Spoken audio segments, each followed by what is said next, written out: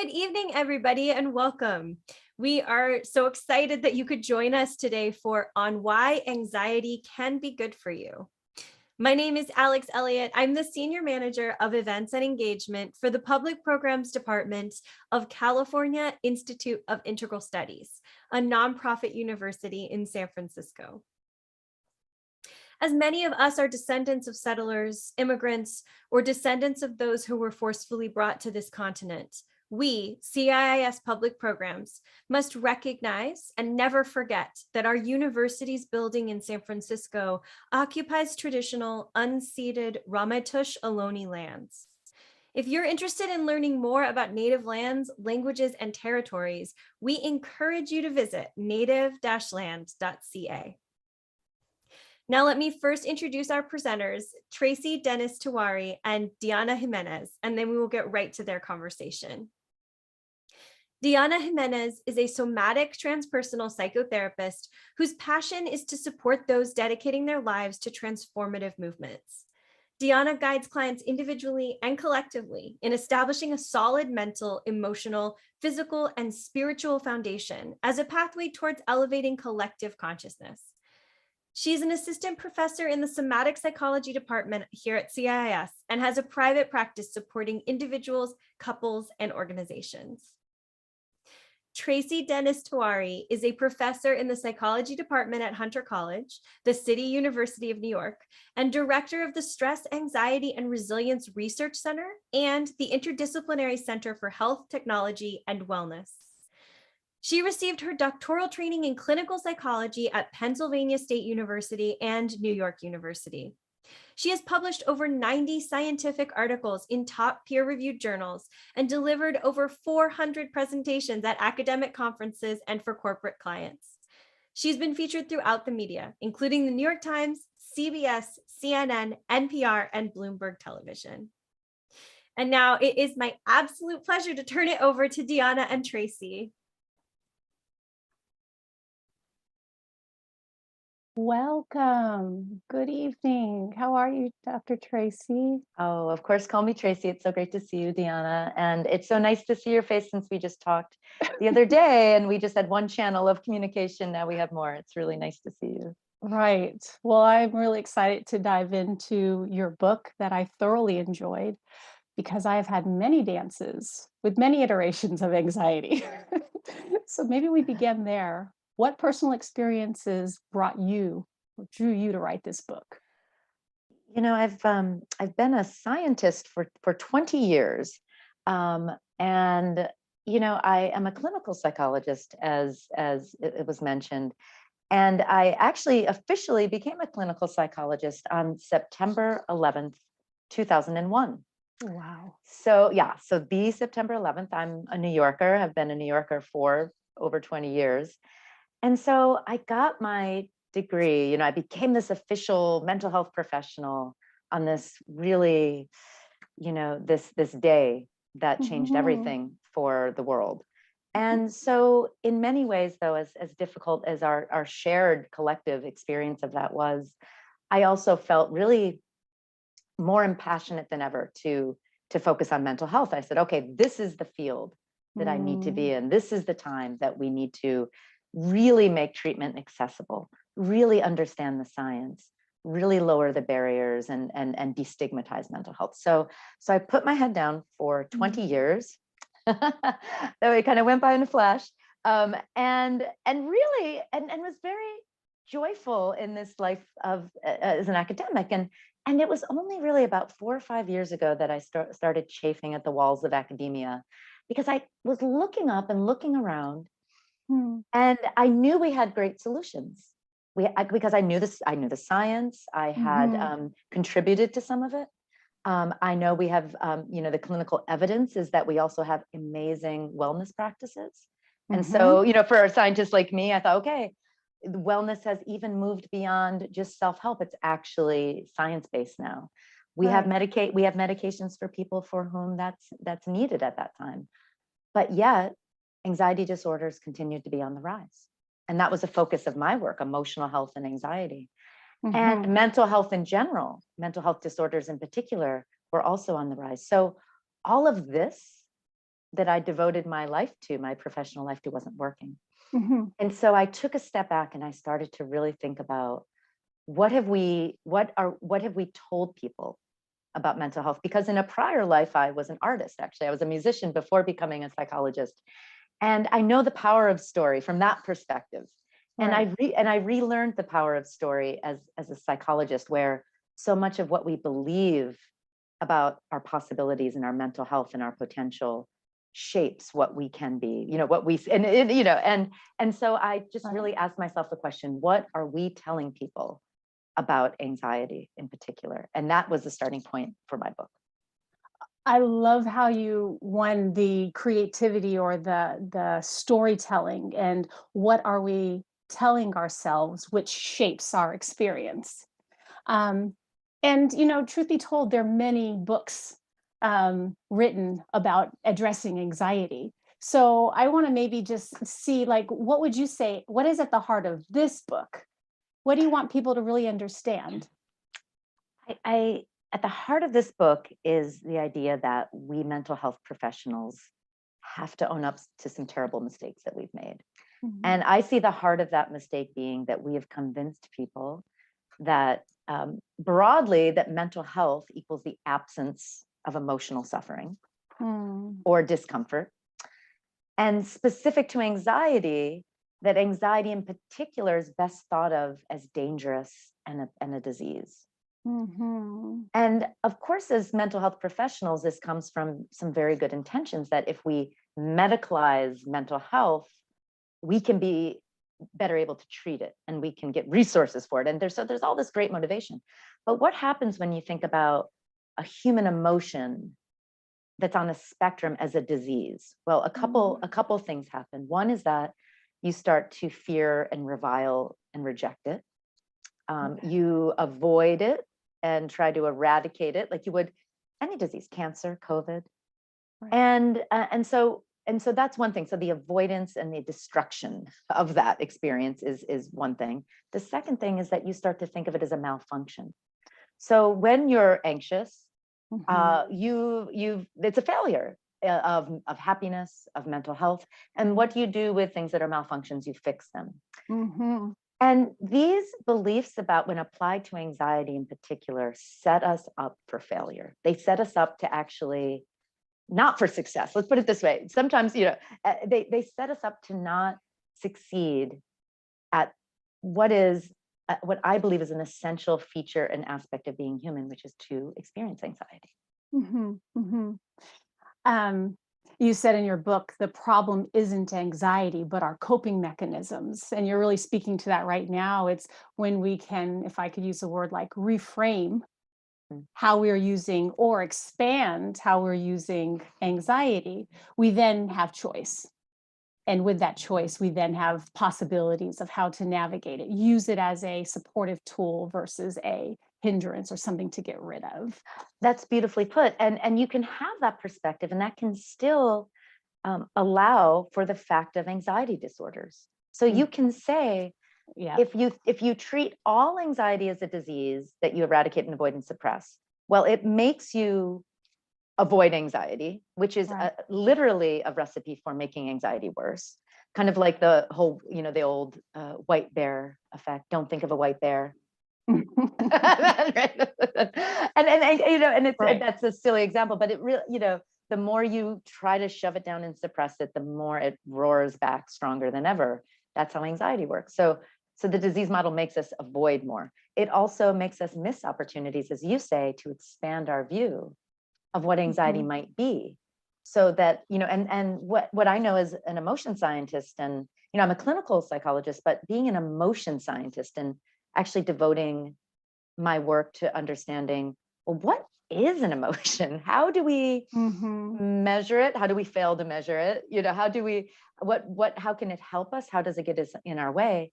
Well, if we start to think of emotion on this, if we start to think of anxiety on this full spectrum of being an emotion, like a dimmer switch instead of a light switch on and off, Mhm. then again, as you said, all sorts of possibilities open themselves up.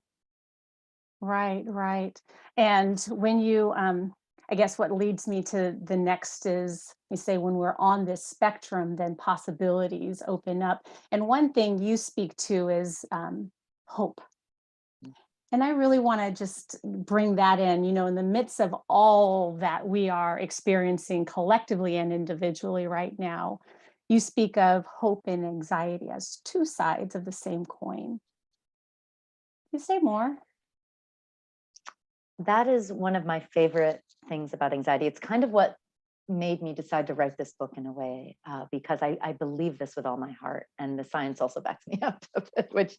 So to understand why I would say that, and again, when you struggle with debilitating anxiety, it's so hard to wrap your head around that. But let me try to explain what I mean. So Yeah. first of all, anxiety, we equate it with fear. We think, oh, and we often use the words interchangeably, so that anxiety is fight, flight, just like fear is. And we can even say, oh, maybe it's helpful because it is protective in that way. But fear is an emotion that's very distinct from anxiety. Fear is what we feel when we know there is certain and present danger. It is there's a snake about to bite you, and it's there, and and there's no uncertainty about it. So it roots you to the present moment, and it does prepare you to act. For the 3 Fs, the freezing, fight, or flight. That's what our bodies prime us to do when we're fearful. But anxiety has nothing to do about the present moment. Anxiety is all about the future. And it's, from a definitional perspective, it's apprehension about the uncertain future. So what does that mean? That means that in that future that is uncertain, which is all futures, even 1 second from now, right? That in that future, something bad could happen, but something good could also happen. That's what uncertainty means. It's not despair. It's that there are these possibilities. And when you're anxious, what it's actually, it's the bridge between the now where you are and these possibilities, both good and bad, of the future. And so once you are oriented through anxiety to that uncertainty, it then prepares you to avert the bad and work hard to make the good things come true in both the cognitive aspects of anxiety, the behavioral, and the biological. It's really far beyond just this fight flight response. It brings all these other aspects of being human to the table that we don't often think about. I love how you just described that. And as you were saying that, what was with the fight flight, there's this, like, in my body, it was this like narrowness. And you speak around the pupil and the eye. So there's this narrowness around protection and safety. And the hope, which is also looking into the future, into the uncertainty, there's an expansion, a curiosity, a room for opportunity. Yeah. And anxiety feels, even the word for anxiety is from, the Latin and Proto-European words for choking. So anga, the A-N-G-H, wow. Anga. Yeah, it's even Indo-European. It's sort of this very old. So there is that aspect to it, because anxiety can also focus us. It can narrow our attention like fear. Anxiety helps us persist because it prepares us to keep working for that future, that hopeful possibility. So it's at the same time that it narrows, it expands us. And that's why it's so different than fear. And when a conversation I had with someone once, they were saying, I've always been told or thought of myself that I'm a person who struggles with anxiety. I think I might have shared this with you when we spoke, who struggles with anxiety, but that's never fit how I thought of myself. And what I realized from what you're saying is that I'm actually a person who struggles with hope. And I just loved that, because it doesn't disavow the real suffering that extreme anxiety, debilitating anxiety can cause, but it also teaches us that we have all sorts of anxiety. And sometimes, because it capitalizes on this unique, what I like to call a triumph of human evolution, this ability to think about the future, to simulate it, something that hasn't happened, to plan and prepare. We could never be anxious if we couldn't think about the future, and take this incredible skill that human beings, and maybe only human beings, have to this ability, and to use it to bridge the gap between where we are now and where we want to be, and to care about our future. So it has all of those parts to it. Right. The spectrum, this unique, special ability we have. If I can share my past career, I planned corporate meetings and conferences. And I never called what I was experiencing in the planning process anxiety. It was creating. It was actually probably in my job description to be in that future of uncertainty. And through the details, looking through detail after detail of the planning, I am then preparing for possibilities in the future. So when I think of, like this spectrum or the nuances in anxiety, I can see like how it can run amok, and also how it is like at the root of manifesting. That's such, I might steal that phrase, although I will cite you. It's at the root of manifesting, because it is alchemical, it is transformational when we don't cut it off because we've decided it's so dangerous and destructive for us. Right. Now the time, and I meant to say this earlier, I do want to distinguish between anxiety and an anxiety disorder. So we can, because I think people hear this, and I think they often feel that their pain isn't acknowledged if we talk about this. And I really want to address that and think about that. I appreciate you saying out, that. Yeah. Out loud, because I've devoted my life to trying to help anxiety disorders. So that's always in the back of my mind. So anxiety, you can have frequent and intense anxiety every day, but that doesn't mean you'll be diagnosed with an anxiety disorder. The only time that a psychologist or psychiatrist or a therapist will diagnose it is when the ways that you are coping with that anxiety are getting in the way of living a full life. It's called functional impairment. Right. And those ways of coping are typically characterized by avoidance and suppression. So if we have social anxiety, we start to, not go to, if we're a kid, we don't go to school anymore. We just can't take the pressure of it. And, if we have a job and we know that we have a big presentation coming up, we call in sick, and week after week of doing that, you start to risk losing your job. So it's that way of coping that is really getting your way. I wouldn't be having wonderful conversations on Zoom with interesting people if I let my nervousness, so it's a coping issue. And or sometimes it's we turn to substances, maybe to dull our pain, or there are a whole host of ways. And after a while, it just you can't sustain the joyful life you wanted. And that's when someone will say, hey, listen, anxiety is getting in your way, and a diagnosis might be helpful. But really what they're saying is that there's a vicious cycle happening that needs to be broken between your experiences of anxiety and how you're managing it.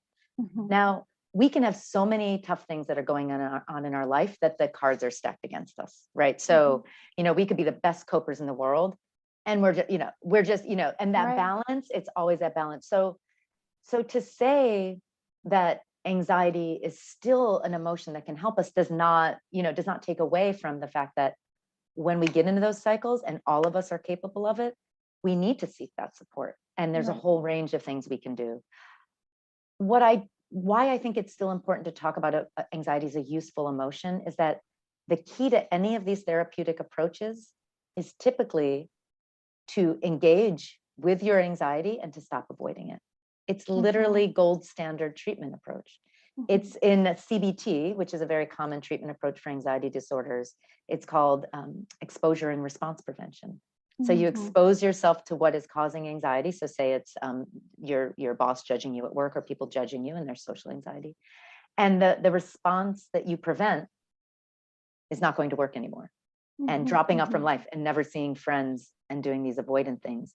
And so when we are thinking of anxiety in a way that primes us to avoid more and reject anxiety more, the message there is that that's actually keeping us potentially from benefiting from treatments and all these ways that we're seeking to heal ourselves or to seek healing. So that's why I also think that never to blame or to say, oh, you're just not thinking about it the right way. That's why you have an anxiety disorder. But rather, all of us can benefit when we look for the ways that anxiety can serve us, where we can own it so it doesn't own us. And that's really the heart of my message as well.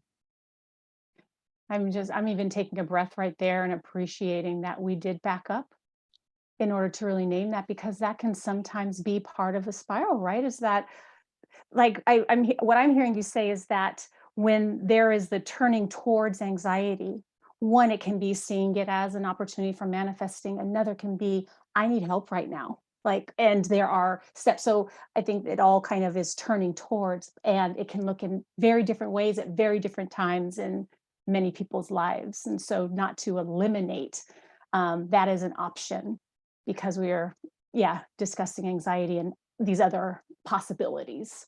That's so beautifully the way you put that, because part of turning to anxiety is knowing that, if we let go of the disease story, we need another story, right? We need another story. And what if we started to treat anxiety more like we do, say, fitness or physical health, where let's take fitness as a first example. There are skills to be built. Skills that require endurance and stress and strain and sometimes failing. And so if you're, I'm not much of an athlete, but if you're training to be, a marathon runner, you're going to have some good running days and some bad, but you need to tune in to how your body's feeling.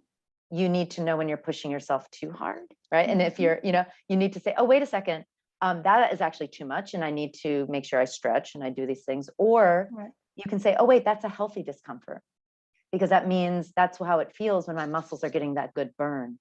And anxiety is the same way, because these are skills. If anxiety is energy and something to channel and a way of manifesting, it's like a wave. And a wave can drown us, but we can also swim, and we can surf, and we can be nourished by that wave, and we can ride it forward. And so if we start to turn to anxiety in that way, I just think it will lead to so many more helpful things and minimize the unhelpful things that we might do in this world that we really have a lot of anxiety present and a lot of reasons to be anxious. Right. It made me think of saying that I'm often reminding my students is there is no failure, there's only feedback. So if we can see it as feedback, then we can be with it, utilize it, use the highest choice. We can be in choice around it. And so, And anxiety, I was just going to say, I love that, because I think failure is one of the great human skills to learn. That's really when we're in the messy work of being human and where there's real potential.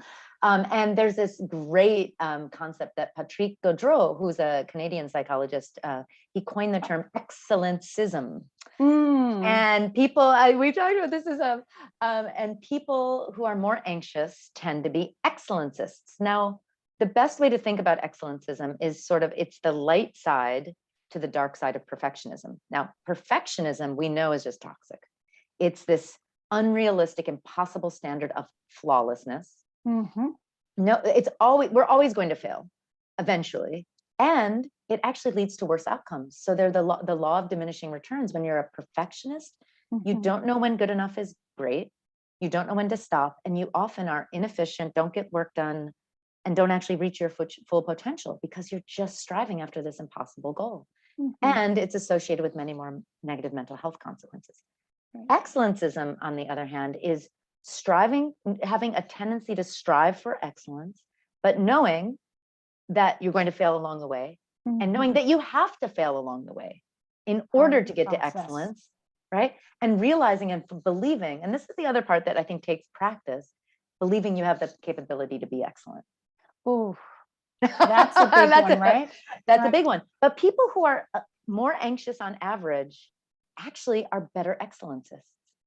And they're more and studies that Gaudreau has done, he shows that people who are excellencists are actually more creative and innovative. So if you do standard tests of problem solving and creativity, and you look at the quality and quantity of creative output, excellencists who are also a little anxious, they just come out a little better. They come out quite a bit better in some circumstances. So this is a way where I feel like when we're riding that wave, these feelings that are sometimes so difficult and yes, debilitating, And sometimes we just have to, sometimes it's like, don't open your arms to anxiety. Sometimes it's time to say, okay, I need a break. But if we have that sort of a relationship, like we do with an ally we need to negotiate with, these things are possible. With everything that I've learned and believe over the past, I'm pushing 50 now, all these years, really, I believe that with all my heart. Mm-hmm. Another breath right here, not only for myself, but all of the people in the YouTube audience.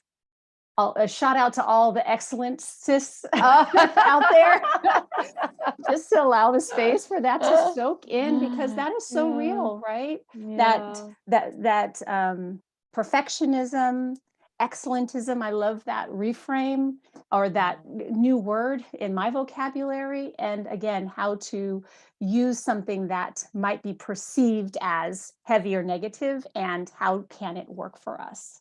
That's right. I'm really wanting to, one thing I really appreciated in your writing is how you look, like when we talk about leaning in on anxiety, leaning towards difficult topics and like, let's be there. Let's understand it. You cover topics around global pandemic, viral misinformation, political upheaval, climate change, and eco-anxiety. You just speak to these things. And so there's something around like arresting in my nervous system where it's like, oh, we're not going to brush over it. And that just feels really important, similar to like, hey, let's go back and let's talk about the not pathologizing, but like the spectrum and diagnosing. So I wonder if there's something that we could speak to, the topics of aliveness. What's alive for me right now are not just the things that you were speaking of in the book that are alive, like in our news today, around the Texas shooting at the school, around the shooting in East Coast. It's both centered around guns, but I'm just really wanting to bring that into the topic, because that really brings anxiety for me. Yeah, I feel my throat closing up right now thinking about those shootings. I mean, you don't have to have a kid to feel, I'm specifically speaking, thinking about Uvalde. You don't have to have children to just feel this collective tragedy, that we are a society that accommodates the slaughter of children on a regular basis. And it's very, and it's hard to know how to talk about that at all, and certainly how to talk about it with kids, because what's our job as parents, and as community members, and as aunties and uncles and everything in between? It's to comfort our kids, right? Or make them know that we're going to keep them safe, right? But kids know liars when they see them. And we're a society of liars right now. So it's very, so I think a lot about what I'm, how do I practice what I'm preaching in this book when it comes to something so raw and painful? And we can have we can have those conversations on so many topics in our life. I think about the painful conversations we've had about social justice. I think about the painful conversations we've had about climate change, painful and necessary. And so when I think about what I believe about anxiety, what I believe science also tells us about anxiety, it's that the only way out is through. So then how do we create safe enough spaces where we can respect people's histories, people who, I do think we overuse the word trauma, but there is real trauma. There is absolutely no doubt about that. To respect people's, their trauma, or things that feel like trauma to people. How do we say, hey, we have to have these very difficult conversations, and you may feel pain because of what you've been through. I wanted to talk, and I talk about this in the book, I want to talk a little bit about absolutely what I feel is our responsibility and the crucial need for these conversations from the perspective of the history of safe spaces. And so we talk about safe spaces now as really places where we can be free of clearly of hate and prejudice of all sorts, bigotry of all kinds, and that is crucial. But we also have come to think of these safe spaces as places where we are free of emotional discomfort and opinions that we might disagree with, or that we feel because they're painful might do harm to us. Now, this is a very difficult conversation. I think there are lots of constructive debates about this. I will say that the history of safe spaces gives us a lens here to think about it. Kurt Lewin, who is one of the fathers of social psychology, he was doing work post-World War II. And he worked in a lot of corporate environments, actually. And at the time, it wasn't the NAACP, it was another organization that was fighting for racial justice as well as fighting against anti-Semitic hate. And they approached Kurt Lewin because he is also one of the fathers of action research, really applying principles of social psychology to positive social change and action. So they went to him and they said, listen, there is a lot of prejudice that's poisoning the workplace. And we have some things, good positive changes that are happening, but people of color, people of Jewish backgrounds, and people of also, all sorts of people who are different in some way, they're blocks, and there's prejudice and there's pain, and we need to deal with this. What do we do, Kurt Lewin? You're the expert in this. Mm-hmm. And he said, well, we need to do two things. We need to do sensitivity training and create safe spaces. But check this. What did he mean by that? A safe space in Kurt Lewin, in the Lewin's terms, is a place where everyone comes together in a community at work, in this case, and talks about the prejudice they're seeing and the prejudice that they are even fearful they're perpetuating. So if I'm a boss in this workplace environment, I'm going to come and say, hey, I need this space where I know that I'm not going to be judged or reviled, but I need to admit to something that I really want to change. I believe that the men who work for me, I'm a woman, I'm a boss, I believe that the men are not as smart as me. And I know this is sexist. Mm-hmm. I just find myself I want to change, but I want to get this out in the open. Mm-hmm. And so people would have raw, painful conversations. But the key to this is that the person who was committed to change and also could acknowledge that there was something wrong, and maybe they couldn't articulate it quite well, but they wanted to do it, mm-hmm. would be supported in that goal. And the people who were maybe feeling so the men in that situation, in that example, the people who felt that they were the target would know that they were free of hateful, prejudicial experiences, but it would still be a very difficult conversation. Mm-hmm. And sensitivity training was teaching people to allow those conversations to happen. It wasn't being tiptoeing. Mm-hmm. It was going right into it, but in a way that was respectful. And when they did research on these safe spaces, they found that they led to transformational change on the individual level and even starting to make change on institutional levels. So fast forward, yeah. And safe spaces today are really nothing like that, because we emphasize the safe aspect of it with the best of intentions to not cause someone further harm and their vulnerable communities, and we're very aware of that.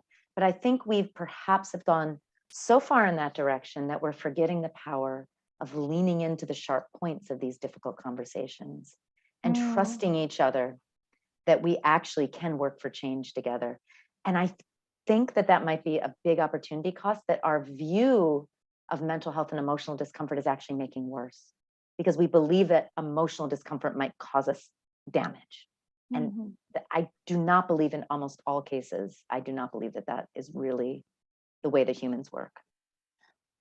Yeah, that is so intriguing, because as you were talking, I'm following this researcher's experience, and curiosities come up for me around science that now has come up around, and I don't know the science specifically, but just how the visceral impact of trauma, or the perpetual the mundane, extreme environmental stressors of racism. And so how, I'm trying to, and if you have a thought on this, but really trying to, for me right now, I'm trying to untangle how there is this study and this practice and safe spaces, and how we dance with how we become, use the word anti-fragility or fragility, how we can dance with that while also honoring how historical racism and how these things really, we're finding, do live through in generations and impact us. Right. And that's the dance. I mean, that's the dance. And, you know, when it comes to trauma, it's a really interesting double-edged sword, because there's great work on the absolute necessity of acknowledging that trauma, and that it is transgenerational and it's deep, and it's, you know, so we can acknowledge that, and also acknowledge that there's science that really calls into question that you're traumatized, everything is going to be worse for you. Not to, and you can still, because it ignores this notion of resilience or anti-fragility. And it doesn't have to change your view of the trauma, and that is unacceptable. But then to also say that human beings can also work through and come out the other side, acknowledging the trauma, but also growing. And there's a way to have that conversation that I think the first stage of that, much like, you know, in some ways, my book is just take one step. It's just one, you know, just do this one thing and then see how everything else works for you. It's sort of like that. It's like, just be a little curious about anxiety, try it out and see how, and I think it's the same when we talk about these traumas, and to say, you know, I have something I need to say. It's not, I know it's wrong, and I want to say it, and I want to work through it. I think that might be the key part. I know it's wrong. So there's and so you acknowledge, but people are so afraid to acknowledge because right now it's not okay to be part of the problem. And what we don't realize is that acknowledging that you're part of the problem can be part of the solution. I mean, that's my perspective. Now, we can also in that same breath say, well, wait a second, you have unique privileges. You have, and I think about this a lot with anxiety and talking about how anxiety can be an ally. Some people may say, well, listen, you've had numerous privileges, you have numerous supports and numerous resources that a lot of people may not have. So for you, it's easy. So how do I, who is in this XYZ circumstance, whatever it may be, I am debilitated by this anxiety because I don't have your privilege. So what do we say to that? And you know, I don't have an answer, but what I do say is we have to talk about. That's exactly what we need to talk about. Right? That's the Let's answer. lean in on it. Yeah. And to say, you know what, maybe it's condescending to say, if I'm here saying, oh no, you have anxiety and a disease, and you have a lot of stuff working against you, so how could we possibly expect anything of you? There's a flip side to that disease story. There's a flip side to saying, I'm traumatized and therefore I am that trauma. There is a cost to all of these potentially helpful ideas. And I think we have to lean into that nuance. I was talking to a tech entrepreneur not too long ago, and tech entrepreneurs are very interesting if you talk to them. They have all sorts of ideas about their godlike powers. Like, and we were talking about people who are from under-resourced communities. And we were talking about how technology can be, you know, it obviously can be something we get lost in and was not designed for human well-being, especially social media, and can be a crutch. And, you know, oh, we just put our kids on these social media, they get sucked into it. And he was saying, well, you know, imagine your mom, a single mom from an under-resourced community, and you have to work 2 jobs. Yeah, of course you're going to put your kid on the iPad all day. And how are we there? You know, how can we judge them? And it's them, of course. It's a those people kind of thing, right? And so he's saying that, and of course, that's just what, you know. So we just have to stop, you know, thinking it's so easy, and we just have to stop judging them. And I said to him, I said, that is the most condescending thing, because you're essentially saying, oh, so then you're what we're calling a bad mom, and we can't expect anything more of you because of that. And I feel like we do that sometimes. So then it gives you excuse not to actually give that person resources, or to say, wait a second, there's an opportunity for change. Or, hey, wait a second, maybe we have the system that's broken and we have to, so it's utilized in ways that I actually feel like when we actually talk about it more, we can break through some of those destructive ways that these these ways of actually supporting people are sometimes used. And I just feel that mental health is it's part of that dialogue as well. And it's not easy. I don't have any answers, but I think we have to talk about it.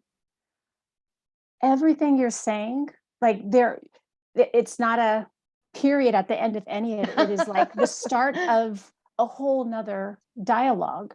And I'm just wanting to acknowledge that, but what I am hearing is remaining curious, expanding the possibilities, and kind of when you're saying the fight flight, when we're saying like kind of narrows, anxiety kind of narrows, that as soon as we have the answer, we eliminate the possibility of anything else. Yeah. And you're really speaking to like all the topics we've just like rushed through. I know that was my fault. That was a little much. No, I mean, it's important in these spaces when we have them to be able to open them up. Say like, hey, we're talking about it. We're still okay. We can take breaths. We can slow down. But yeah, I'm just really holding that. There's just power in leaning in. Thank you, Deanna. You know, your reflections and your interpretations are really, really helping me think through, why did my mind go from talking about anxiety to talking about the entire human condition, or stories that we tell about that human condition. And the trickiness of acknowledging pain and wanting to end it, but also knowing that it's actually a feature of being human. So how do we fight for change, but also acknowledge pain? And that's essential. That's the essential tension of my book. And that in every page, in every chapter, that I feel that I'm navigating.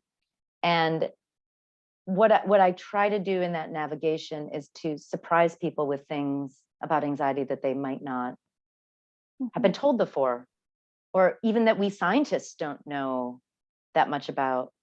Things like in just the past decade or so, we've realized that when you're anxious, it doesn't just trigger your stress, the like fight flight system. It does, your autonomic, nervous system, but it actually also increases oxytocin, which is the social bonding hormone, which primes us to seek social support and reach out to our loved ones. So that means that anxiety contains within itself this almost its own solution, because social connection is one of the best ways to manage anxiety, to use our social resources, whatever they are, or create new ones. Anxiety also increases levels of dopamine in our brain. And dopamine is not just sex, drugs, and rock and roll. It's not just addiction. It actually is as a neurotransmitter. It's like a little shuttlecock that communicates among different areas of the brain and allows areas of the brain to work efficiently and in coordination when we pursue goals, things we really want. Wow. So anxiety, while it also is protective, and maybe we feel the butterflies in the show, it's also preparing us to act. And when we teach people that, there's a beautiful study that came out of Harvard in 2013, Jimenez and colleagues, where they taught socially anxious people with the social anxiety disorder diagnosed. They had them come in and ask them to do something that's sheer kryptonite for socially anxious people, which is to give an impromptu public speech without any time for preparation in front of a panel of judges who were taught to be like this with their arms crossed and looking very judgmental. And they were just about to be thrown into it. But half of them were told, your heart's going to race.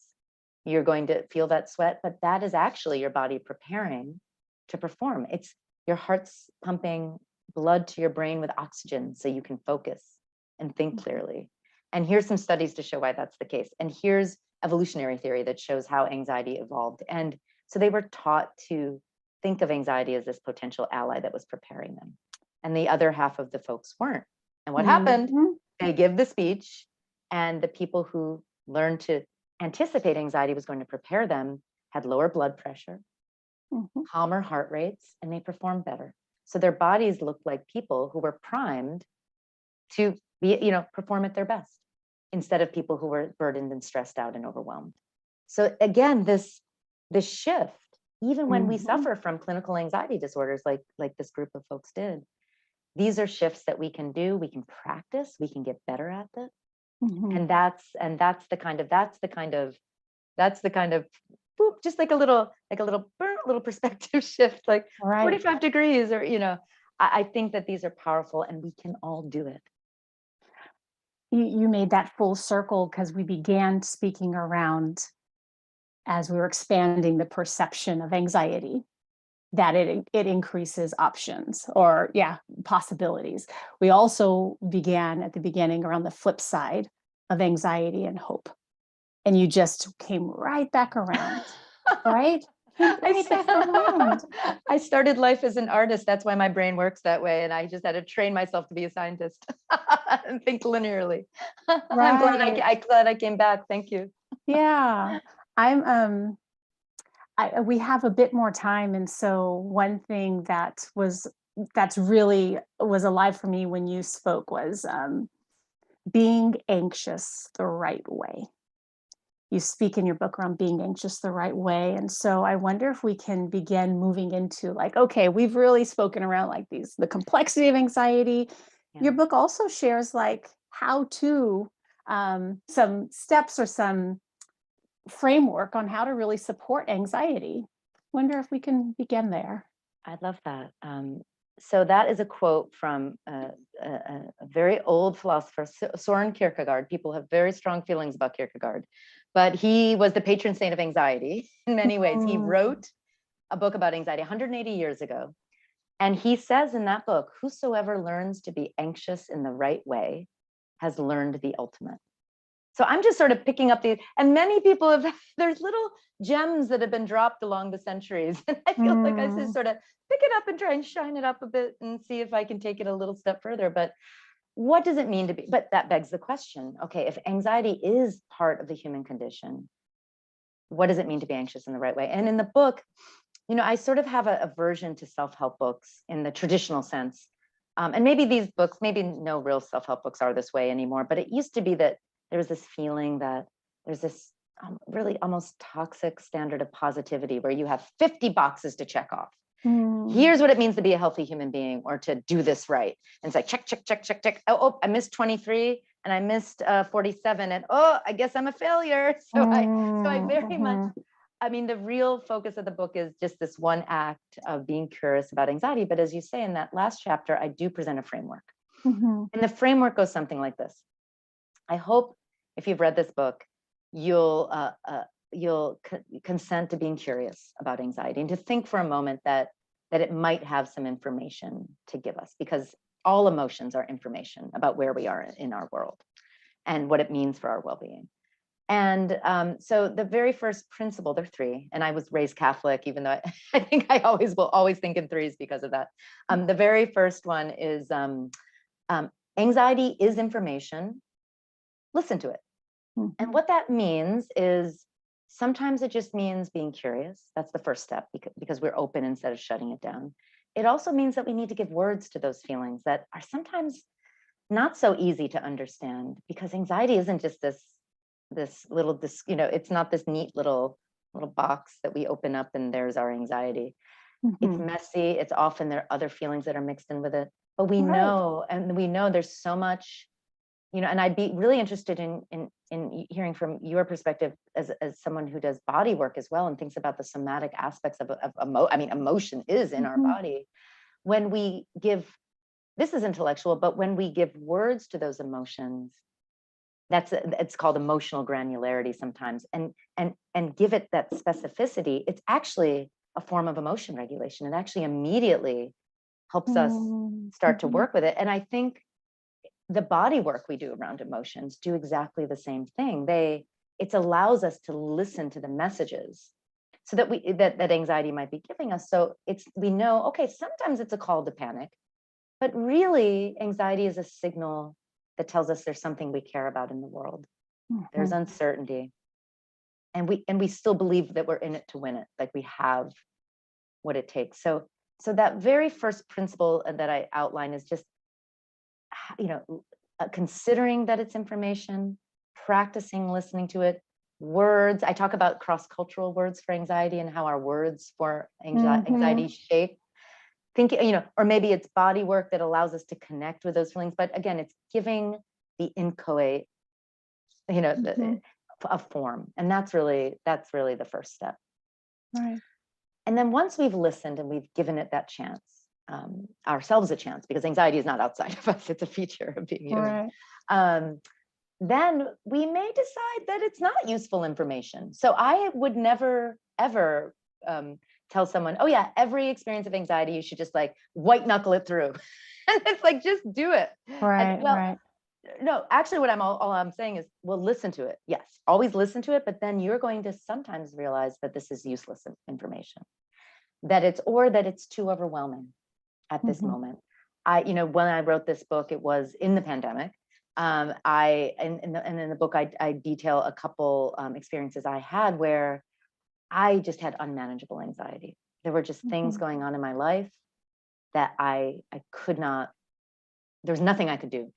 And when you really feel helpless, it's very hard to know what to do with that anxiety. So I realized I have to let go of the future tense, this pull that anxiety brings us, because there's not a lot of hope right now to find.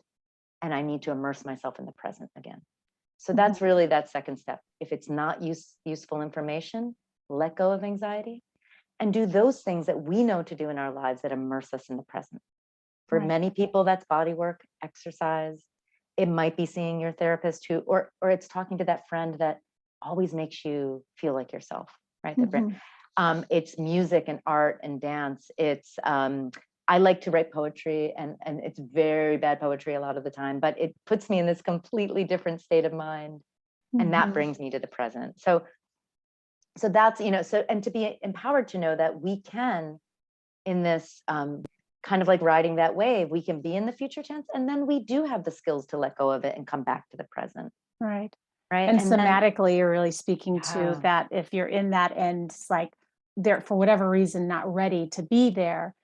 Writing, dancing, the body work, these are all things of feeling the soma that bring you back into the body. That's the coming back. And and then you can decide, how is it channeled? Because emotion is energy. And like any energy, it's neither created nor destroyed. It has to go somewhere. Right. Do you find in any of your background and work and the things that you think about with emotion, is this connecting with some of that? Most definitely. There is so much what you're speaking to around that. One thing that was coming up for me when you were speaking around the emotion, one is that, yes, emotion is energy.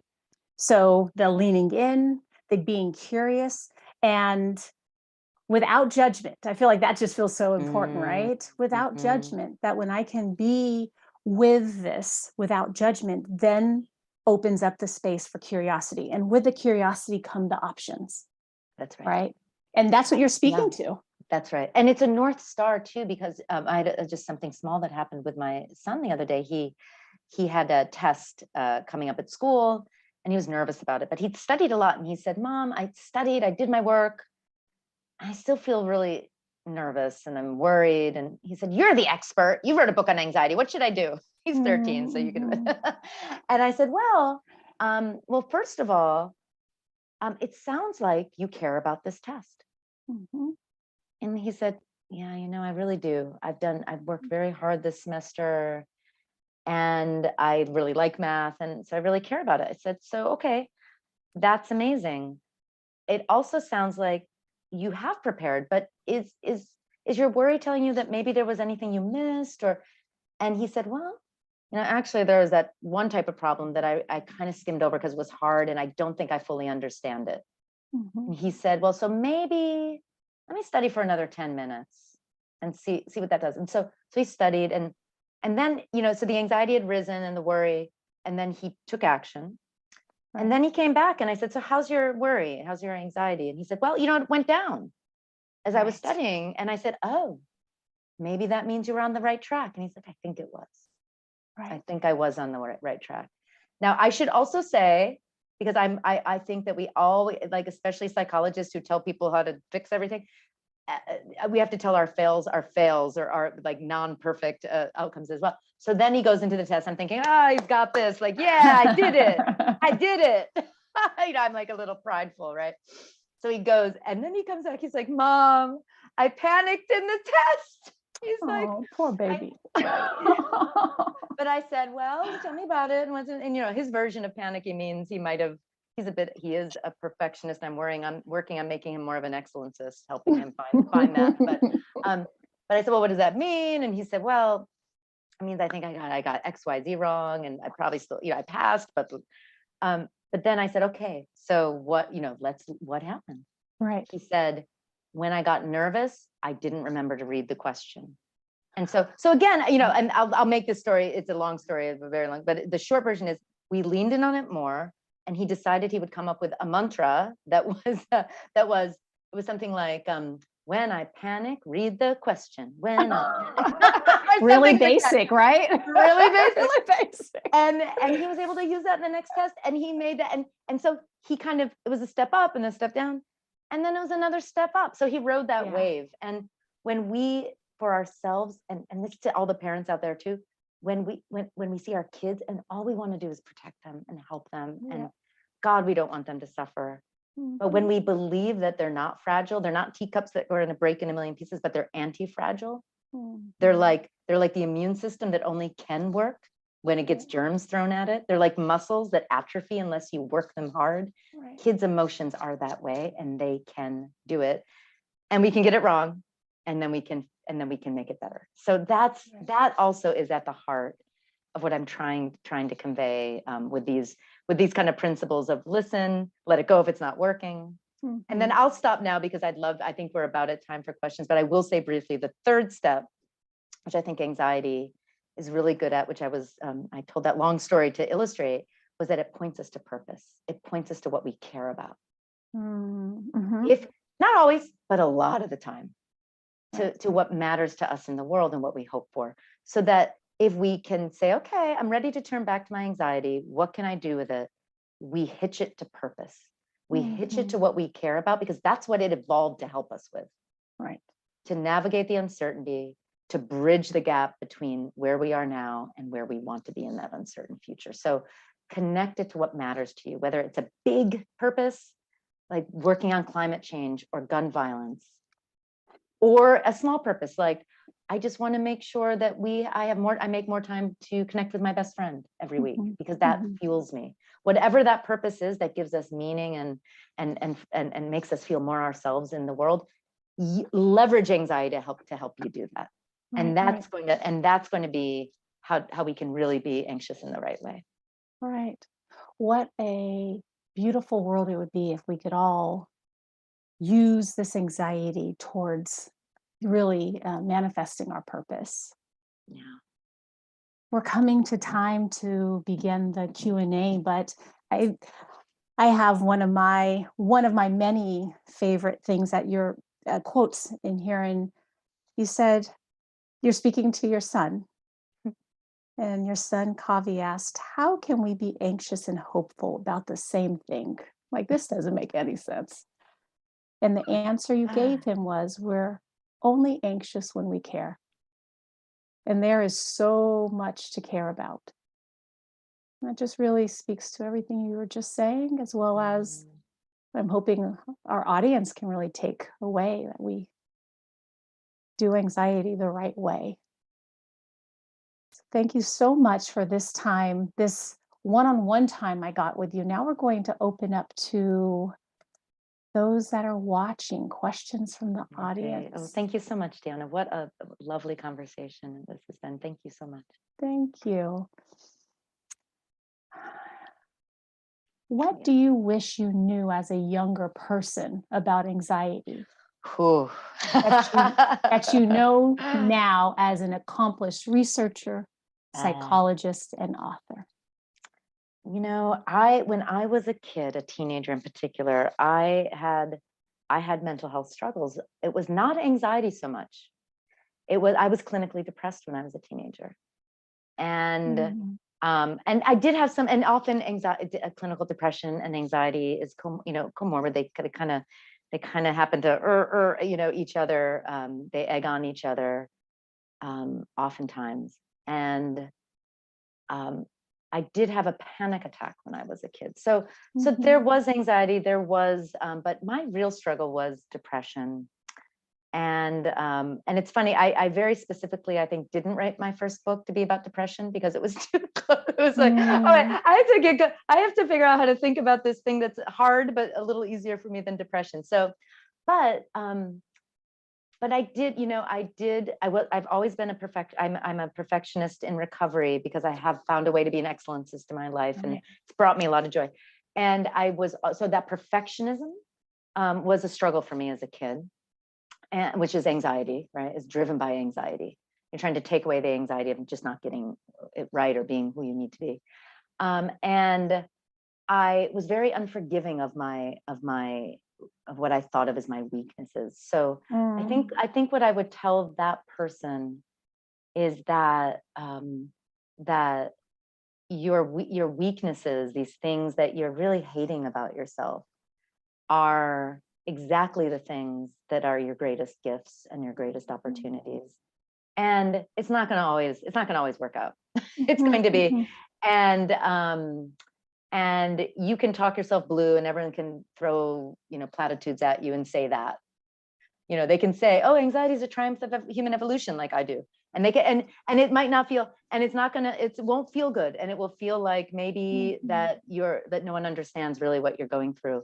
But I would tell that person that the only thing to take away from that is that we were all born anxious and depressed and all of these things. And our journey is to work with that and know that when we fall down, we will get back up.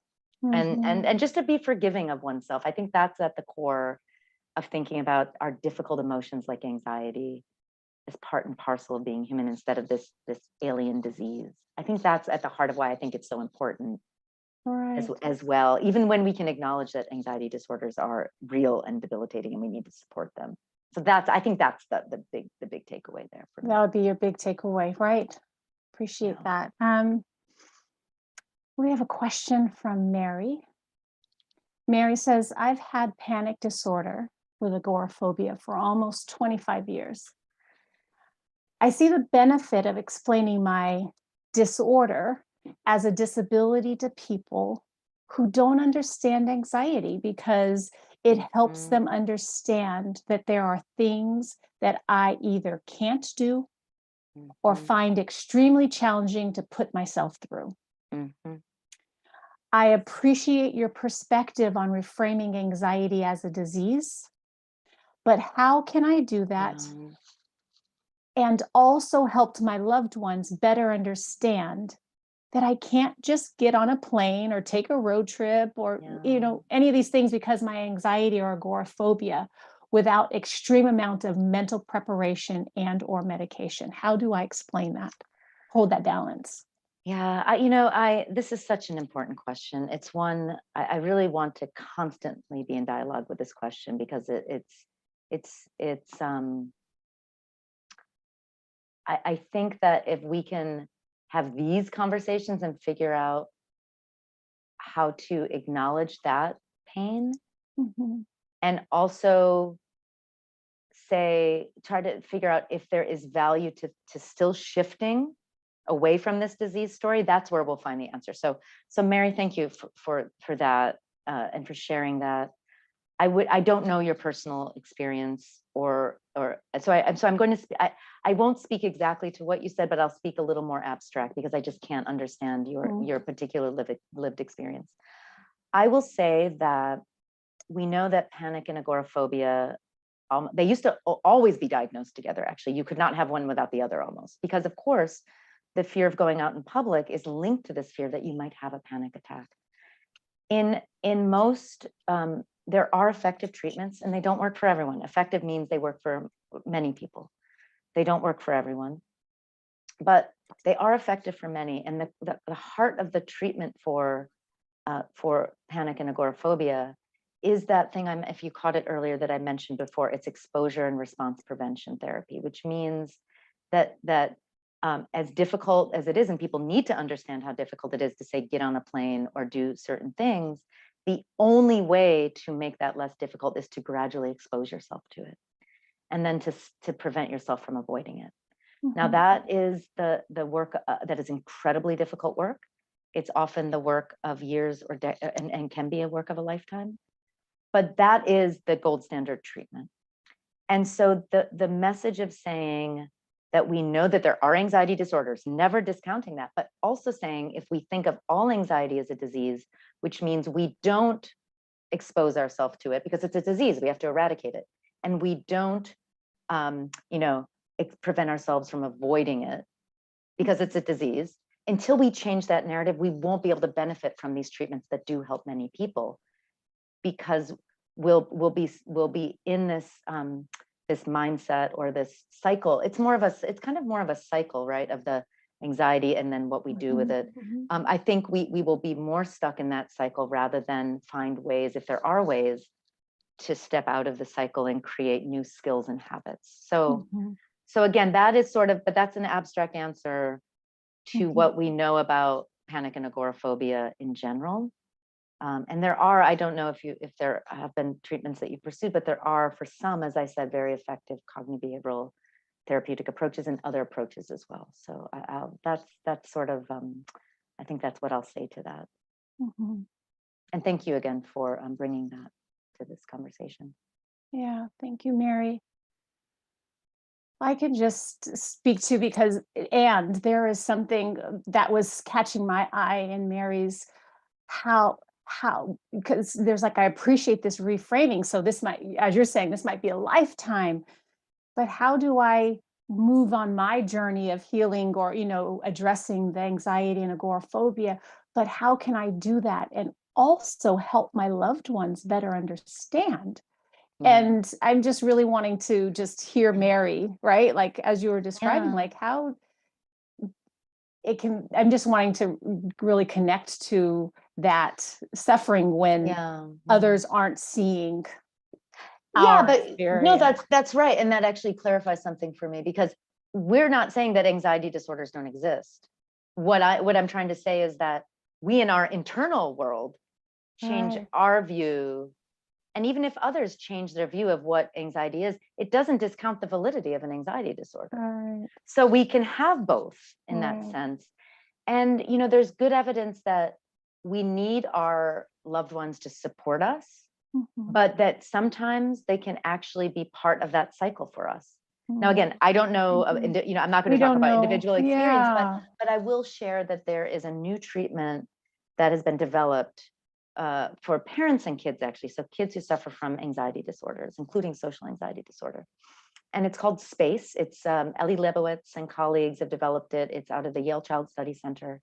And they have several randomized clinical trials on this. And now they're developing this treatment that they're offering to people who come to the clinic.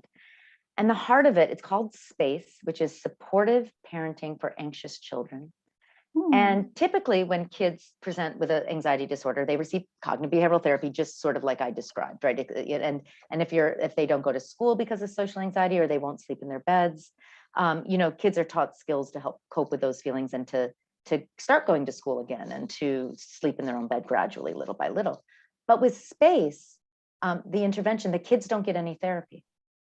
The parents are taught to stop accommodating the avoidance, essentially to stop blocking the children's skill building when it comes to working through anxiety. So the parents who the best intentions, they let their kids sleep in their bed every night, they learn to gradually stop that. They allow their kids to stay home from school, they learn to gradually help their child go to school. And so they stop accommodating that. And so they're taught to do this in very, very sensitive, supportive parenting over 6 to 8 weeks. And in the clinical trials, they've shown that kids whose parents only receive this therapy, compared to anxious kids who get therapy themselves, they show the same reductions in clinical anxiety severity after about 6 to 8 weeks. Now, that's not to be parent blaming, because a lot of people love to blame parents. But what it tells us as parents is that when we help our kids learn to feel bad, that's how they learn to feel good. That's how they work through. And we can do it without throwing them into the deep end. We can actually support them in building skills, because emotions and emotional intelligence and anxiety is a skill, a set of skills that we build gradually over time. So that's a sort of an adjacent perspective on that as well. Right.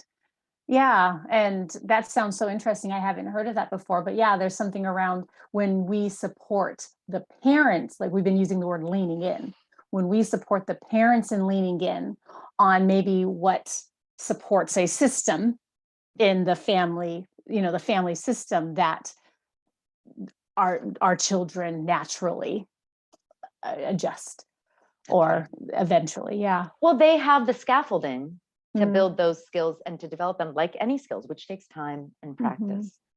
Mhm. And so, yeah, that's right. Beautiful. Let's see what the next question is. Thank you, Mary.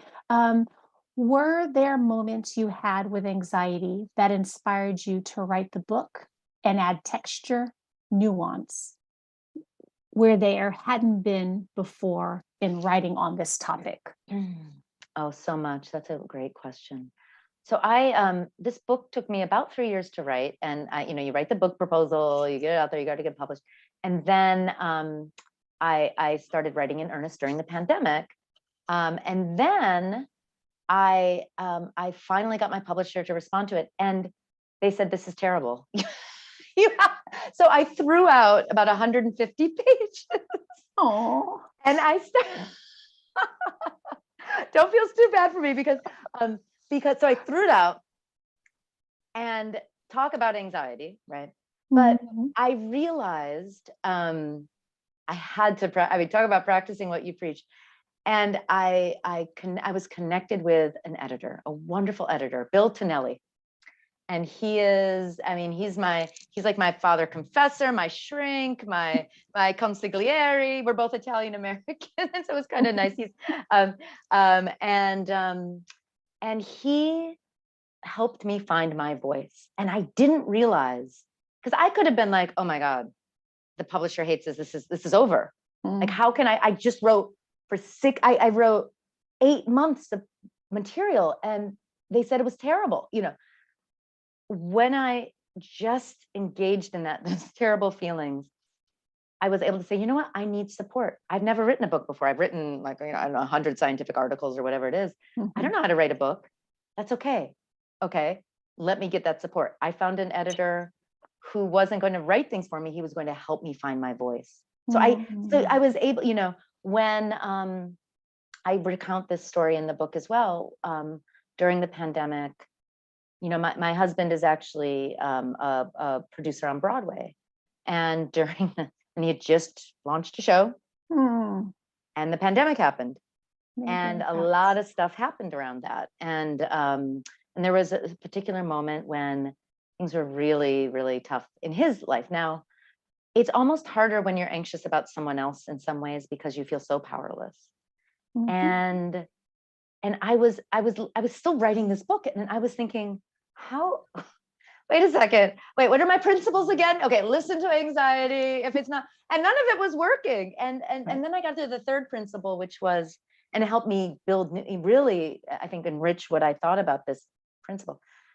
hitching anxiety to purpose. And I said, okay, I have no control here, but it affects me. It's very scary. And what gives my life meaning? And I realized, well, a couple things. One is many things, but here's a couple.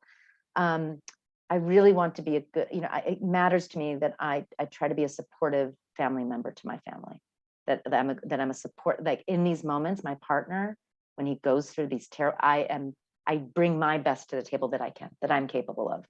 So I decided, okay, I'm going to just work really hard to listen and not try to be a fixer, like I'm a fixer, right? Because, but I'm just going to just be present, and bite my tongue whenever I need to, and just let him say what he needs to say, and do the things I know that are right, but they're feeling really impossible for me right now because I'm like the stomach acid and the things I can barely take it.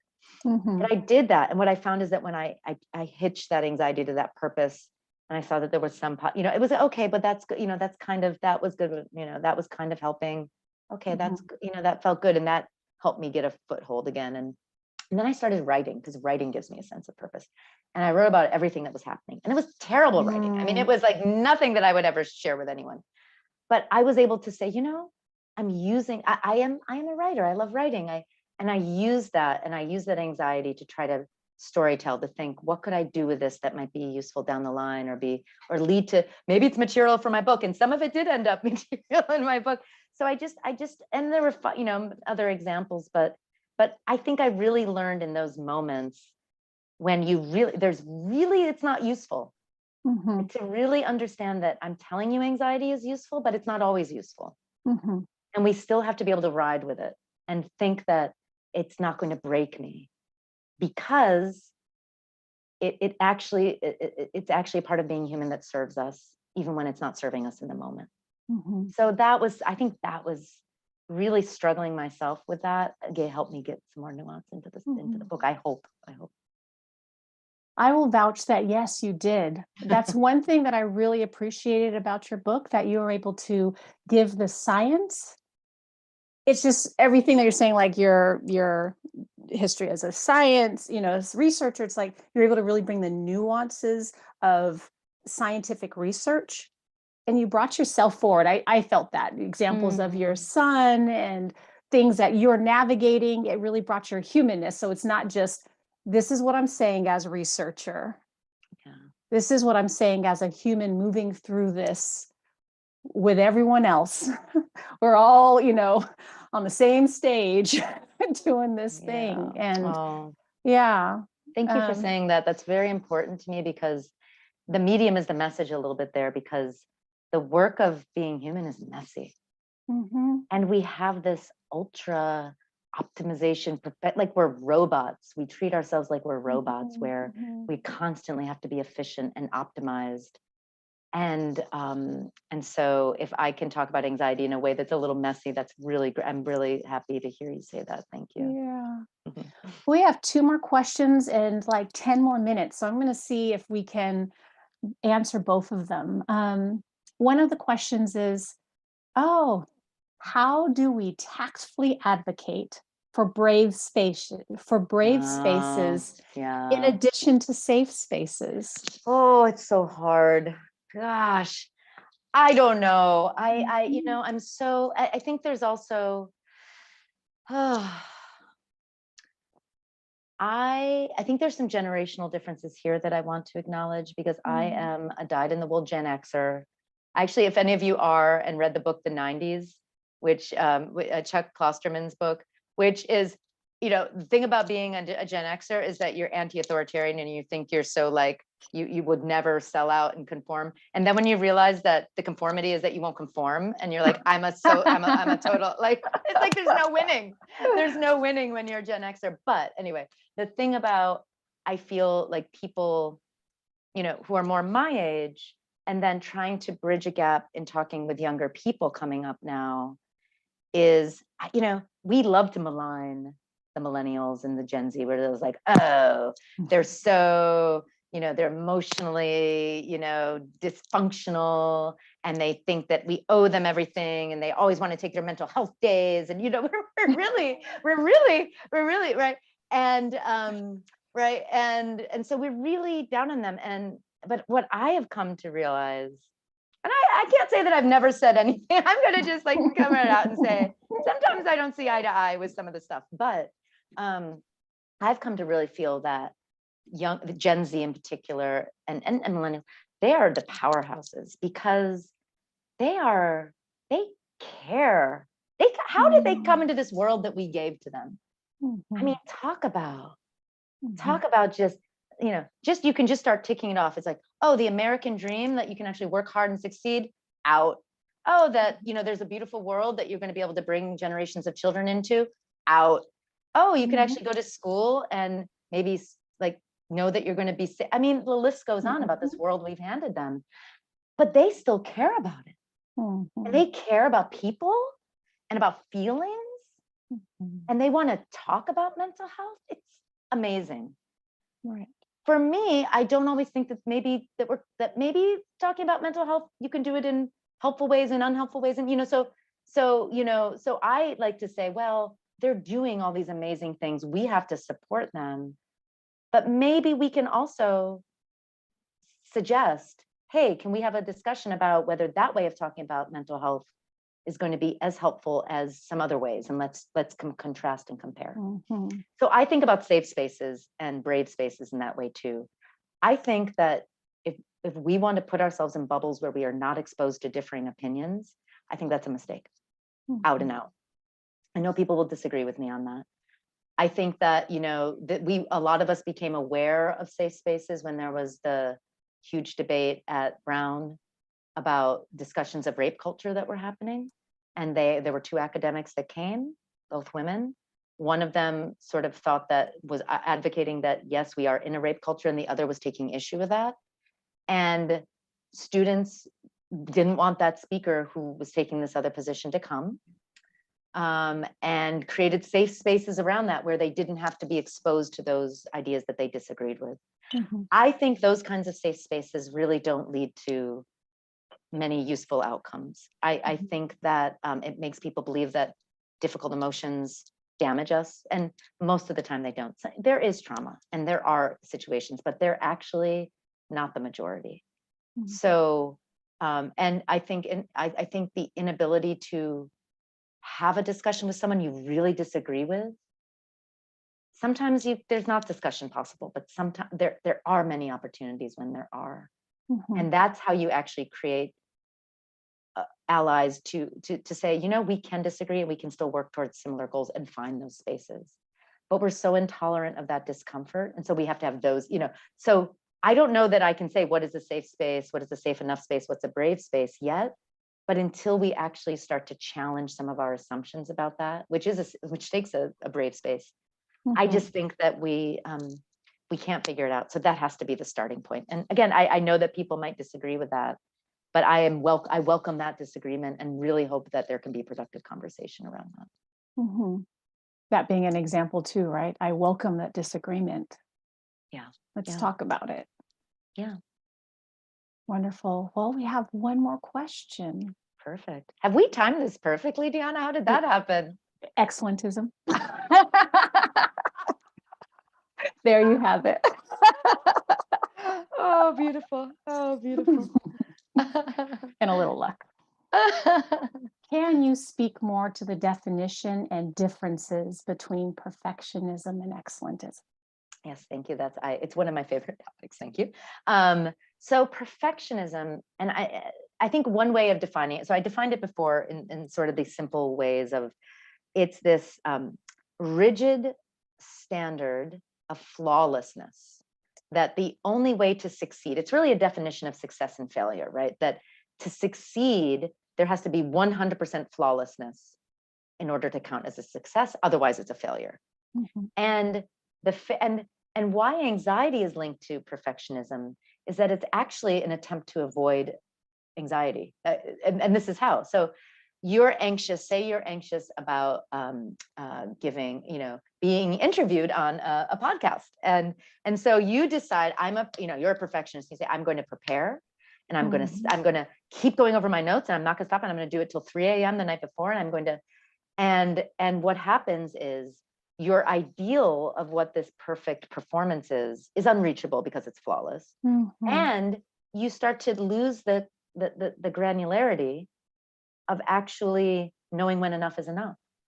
But why it's driving anxiety is because when you're doing that perfectionistic stuff, your anxiety's down for the minute. You're actually, right? It's right for a minute. And so you're driving it away, but it always comes roaring back stronger than ever. But for the moment, but over time, many repetitions of that cycle, perfectionism stops working with standard of flawlessness. Anxiety goes through the roof, and it's also, unfortunately, perfectionism is also associated with more suicidal ideation, more clinical depression, with a lot, because it's just setting us all up for failure. It's just not setting us up for success. Excellentism, in contrast, is you're a little anxious. You want to do well. So you have that little frisson of that, oh, I care. But your goal is not perfection, it's excellence. You believe you can do really good stuff, excellent stuff in the world. And you also know that failure is a necessary stage, the trial and error to actually reach that perfection.